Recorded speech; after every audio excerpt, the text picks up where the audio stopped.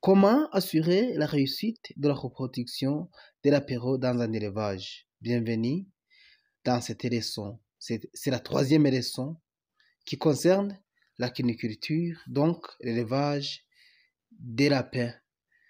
Et avant d'entrer dans le vif de ce sujet, je vais d'abord vous rappeler les notions qui concernaient la leçon précédente où je vous parlais de comment nourrir vos lapins.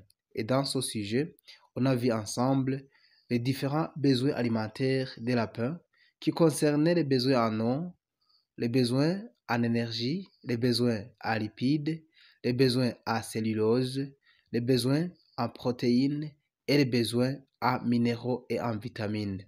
Après ça, on a vu le choix des aliments. Le choix des aliments se base sur deux critères, à savoir les aliments pour un petit élevage et les aliments pour un élevage à caractère commercial.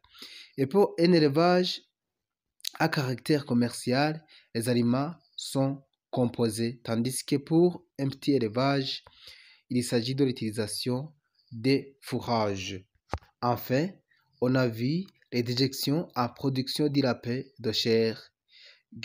Et cela nous a permis de voir les méthodes de stockage des déjections et la quantité et qualité des déjections. Si vous voulez les détails de cette leçon, allez en bas de cette émission. Vous trouverez dans la description cette leçon, même la première leçon qui concerne la cuniculture. Donc, vous y verrez la première leçon concernant la cuniculture et la deuxième leçon concernant la cuniculture. Et cette leçon n'est que la troisième. Alors, si c'est la première fois que vous suivez les émissions de la chaîne Barabara et Aman TV, je vous demande d'appuyer sur s'abonner et n'oubliez pas d'appuyer sur la cloche de notification pour ne pas rater nos prochaines publications. Appuyez également sur j'aime et après, à la fin de l'émission, je vous demande de partager cette émission à vos amis et camarades. Et si vous avez une question ou un commentaire, vous laissez cela dans la rubrique commentaires. Alors, comment assurer la réussite de la reproduction et donc comment organiser la production de l'apéro dans un élevage? Chez la lapine, l'ovulation n'a lieu qu'à la suite de l'accouplement. La lapine est en effet une espèce à ovulation provoquée. En outre, l'ovulation est multiple, ce qui peut donner des portées ayant jusqu'à 10 à 12 lapéraux à la naissance, voire plus. Voyons d'abord la saillie. Pour cela, on doit d'abord voir la pratique de la saillie. La saillie ou accouplement a toujours lieu dans la cage du mâle. Je souligne, dans la cage du mâle. Avant de transférer la femelle, il est nécessaire de contrôler son état de santé et d'observer la vulve afin de savoir si elle est en phase de chaleur, c'est-à-dire à un stade hormonal où elle est en mesure d'accepter le mâle. La lapine en chaleur a une vulve rose foncée à rouge. Par contre, toute vulve rose pâle, violette ou blanche indique qu'elle sera peu ou pas réceptive. Lorsque la femelle est réceptive, elle est introduite dans la cage du mâle. Elle s'immobilise rapidement, s'étire et relève légèrement l'arrière-train, ce qui permet au mâle de la chevaucher et de réaliser la saillie. Si l'accouplement réussit, le mâle tombe sur le côté en poussant parfois un cri. Il est préférable de faire saillir 2 fois la femelle avant de la retirer de la cage et de contrôler visuellement les 2 saillies pour s'assurer que le mâle n'a pas éjaculé à côté dans le poil de l'arrière-train de la femelle. Il faut éviter de laisser mâles et femelles ensemble sur de longues périodes, surtout si la femelle montre des signes d'agressivité vis-à-vis du mâle. Si une femelle doit accepter un mâle, cela se fait dans 3 à 4 minutes suivant l'introduction de la femelle dans la cage du mâle. Passé ce délai, il est inutile d'insister. Les saillies doivent se faire tôt le matin ou tard le soir, à la fraîche, au moins par un temps frais. À la fin de chaque accouplement, l'éleveur doit noter sur les fiches individuelles la date de l'accouplement et le numéro des individus accouplés. Des fiches générales pour l'élevage seront aussi à tenir. L'ensemble de ces fiches sert au suivi de l'élevage, donc permet d'apprécier la prolificité des femelles et l'efficacité des mâles. Voyons pour le moment l'âge à la première saillie. Les jeunes femelles doivent avoir 5 mois avant d'être saillies pour la première fois. Elles doivent avoir un poids minimum de 2,4 kg si le poids des femelles adultes est de 3 à 3,5 kg. Les mâles sont mis en reproduction à un âge un peu plus avancé, soit 5 mois et demi, voire 6 mois, avec un poids d'au moins 2,6 kg pour le même type de lapin. Limitez le nombre de saillies à un double saillie la première semaine de mise en reproduction, 2 la deuxième semaine, 3 la troisième semaine et la semaine suivante. Pour la première saillie, proposez au mâle une femelle ayant déjà eu plusieurs accouplements et surtout une femelle qui est bien en chaleur. Alors, quel est donc l'intervalle de mise bas, donc saillie? Le délai de présentation de la femelle au mâle après la mise bas dépend de l'importance, de la portée et de la qualité de l'aliment distribué. Si l'alimentation des lapines est constituée essentiellement de fourrage auquel on ajoute ou non un complément, l'éleveur doit attendre le sévrage avant de saillir à nouveau la lapine. Par contre, si l'éleveur emploie un aliment composé équilibré, l'intervalle de mise bas à la saillie peut être de 10 à 15 jours, mais plus la portée est nombreuse, plus l'intervalle doit être allongé. Par exemple, pour une portée de 4 à 6 lapéraux, l'intervalle possible est de 10 jours. Pour une portée de 7 et plus, l'intervalle conseillé est de 15 jours. À l'inverse, pour une portée de 1 à 3 lapéraux, l'intervalle possible est de 7 jours.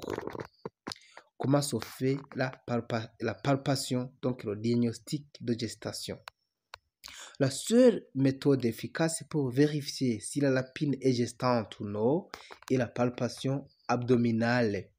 Il est hautement souhaitable d'apprendre à palper les femelles car cela permet de remettre immédiatement à saillir une lapine détectée vide et donc d'augmenter la productivité de l'élevage. Toutefois, une palpation trop brutale peut faire avorter les lapines.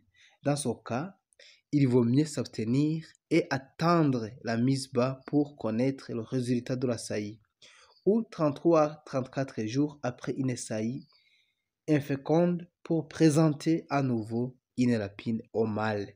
Pour faire la palpation, le procédé est le suivant. Une main saisit la peau au-dessus des reins et soulève l'arrière-train. L'autre main passe doucement sous l'abdomen au niveau du bas-ventre. Et avec un mouvement de va-et-vient, repère les embryons sous forme de petites boules, souples et glissantes au toucher en cas de gestation. Ces embryons ne sont pas à confondre avec les crottes qui par contre sont dures au toucher. La palpation chez la lapine peut se faire aisément entre le 12e et le 14e jour après la saillie, c'est-à-dire à partir du 10e jour pour les éleveurs très expérimentés. Réaliser une palpation plus tard ou trop brutalement peut provoquer des avortements. Plutôt, il n'est pas possible, les embryons ne sont pas encore assez développés pour être détectés. Pour le moment, c'est la préparation de la boîte à nid. 3 jours avant la date présumée de la mise bas, une boîte à nid propre, désinfectée et garnie de copeaux de bois, de paille ou d'un foin de graminées bien sec sera installée suivant le modèle de cage utilisé. À l'intérieur ou à l'extérieur de la cage mère, appuyée contre la paroi. Dans ce dernier cas, veillez à ce que l'orifice d'accès soit au niveau du plancher de la cage. L'éleveur ne doit pas oublier d'ouvrir la boîte à nid afin d'installation pour que la femelle puisse y aménager le nid. La lapine à fin de gestation va alors arracher des poils de son abdomen et de ses flancs pour les mélanger à la litière et constituer un nid confortable et chaud. Lors de la première mise bas, certaines femelles ne constituent pas correctement leur nid. Si cela se renouvelle, la femelle sera réformée en priorité et sa descendance ne sera pas utilisée pour la reproduction.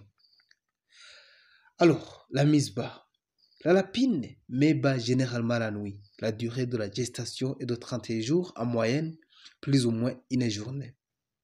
La mise bas dure généralement de 15 à 20 minutes pour l'ensemble de la portée. Les premiers-nés commencent à téter leur mère pendant que celle-ci termine de mettre bas. À la naissance, les lapéraux ont le corps nu et les yeux fermés. Ces derniers s'ouvrent vers l'âge de 10 à 11 jours. Les poires commencent à être visibles vers 6 à 7 jours.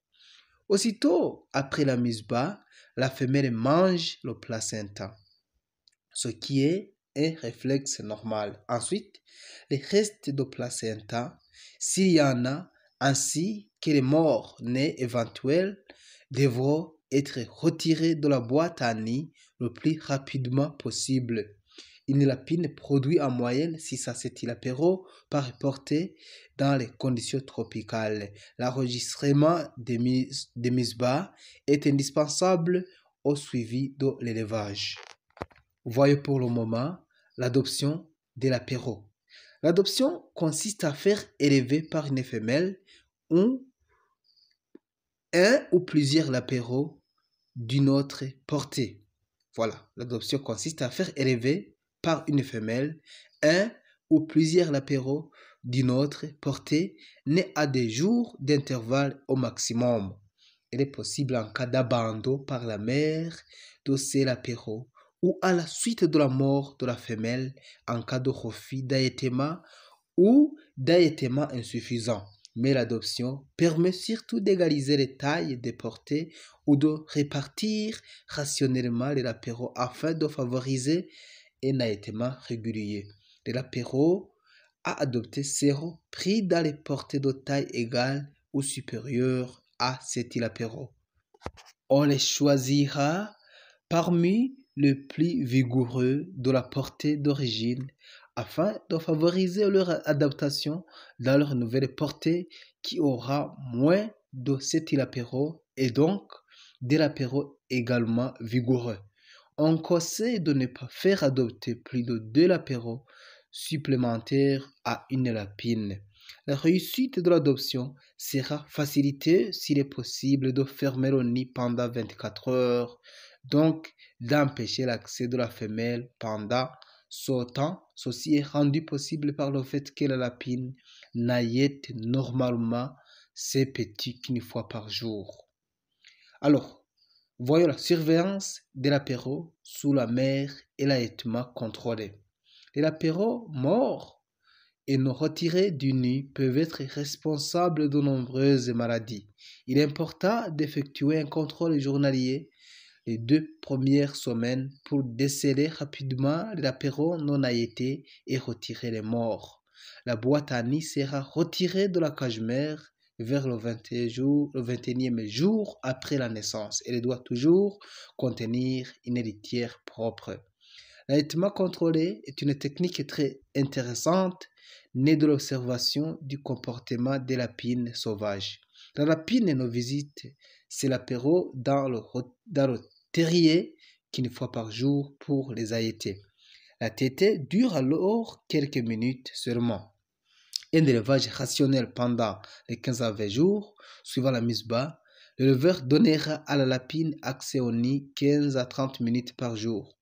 Il peut aussi se contenter de ne le faire aussi que quelques jours après la mise bas. Il contrôlera ensuite la portée et repérera facilement le ou les lapéraux qui n'ont pas suffisamment tété. Le lapéro en bonne santé, en effet, a le ventre rebondi. Dans les 4 à 5 jours qui suivent la naissance, on peut même voir le lait dans l'estomac à travers la paroi abdominale encore fine. L'allaitement contrôlé est plus facile avec des boîtes à nid extérieures munies d'une trappe de fermeture.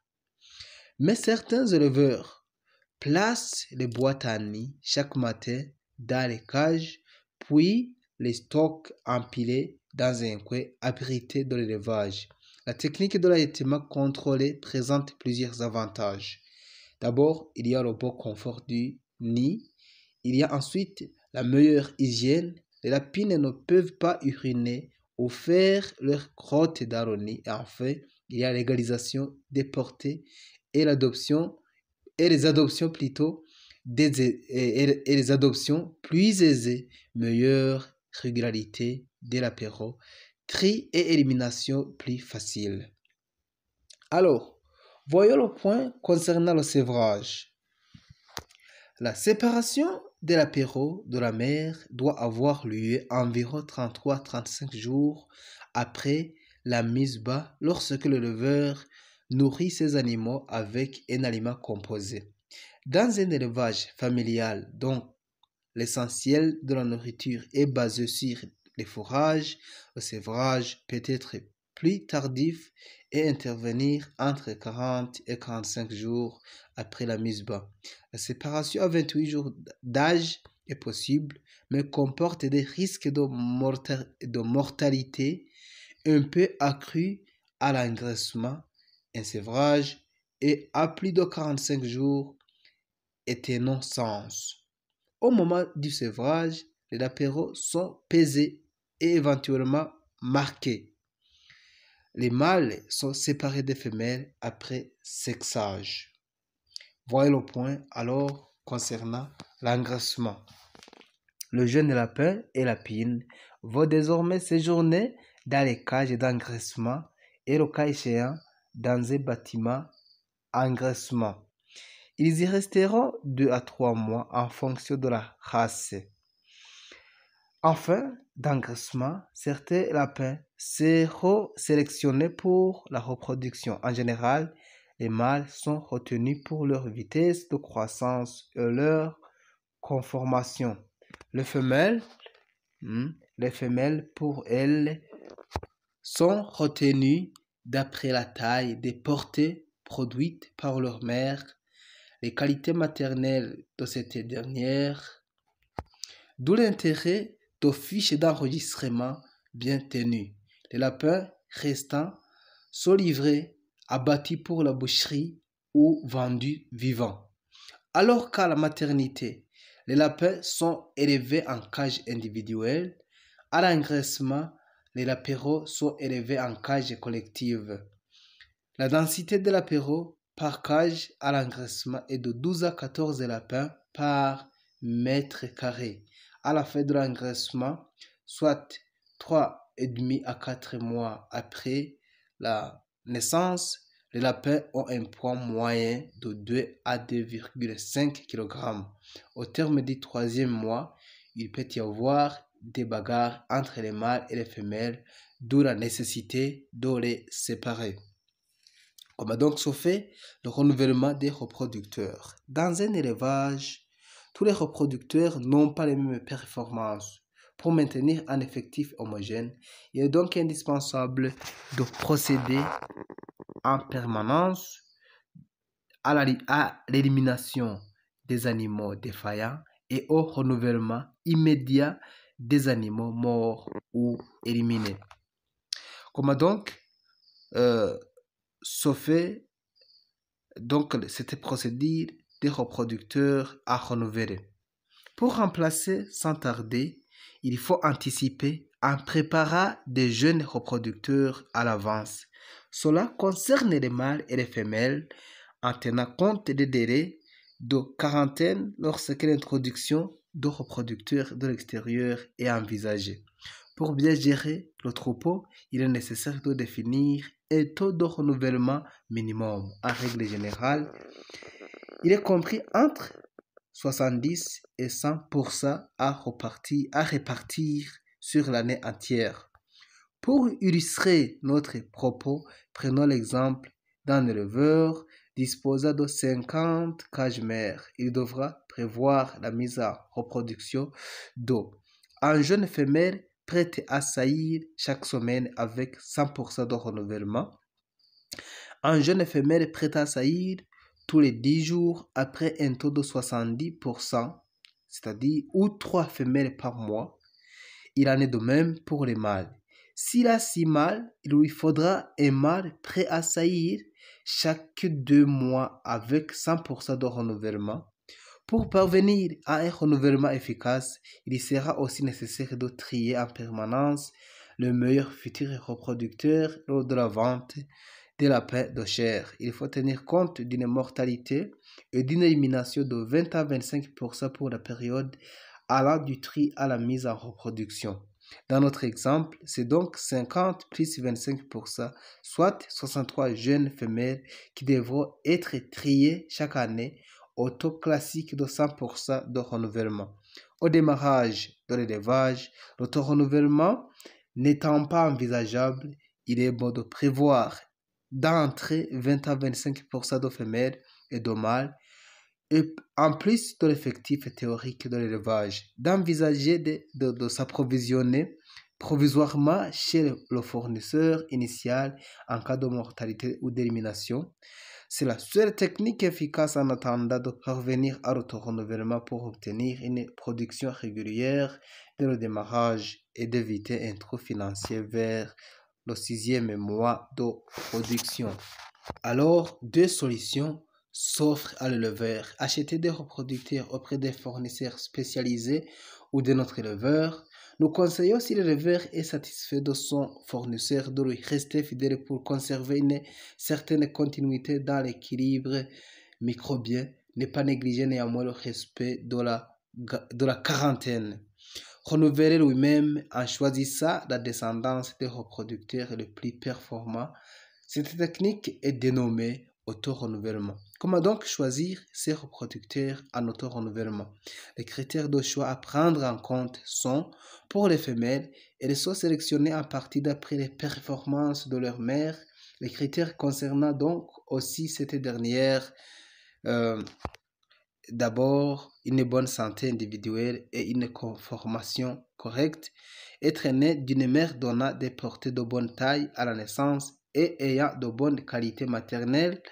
La mère doit avoir un beau taux de sévrage. Il est conseillé d'attendre la 3e mise bas de la mère pour bien estimer ses capacités. Pour les mâles, ils sont sélectionnés à partir d'après les performances de leur père. Les critères concernant donc aussi ce dernier. D'abord, la bonne santé individuelle et une conformation correcte, avoir un engraissement, une vitesse de croissance élevée par rapport à ses contemporains, être né d'un père ayant une bonne ardeur sexuelle et un beau taux de mise bas.